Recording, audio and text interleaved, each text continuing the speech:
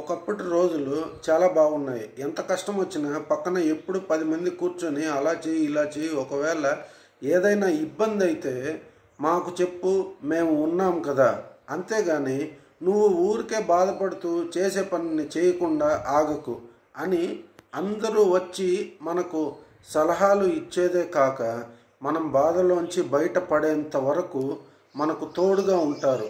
అదే ఈ రోజుల్లో ఎవరికైనా తెలిసిన వాళ్ళక లేక మన వాళ్ళక ఏదైనా ఇబ్బంది వచ్చింది లేదా ఏదో బాధల్లో ఉన్నాడు అని తెలిస్తే మాత్రం ఆమెడ దూరంలో ఉంటారు.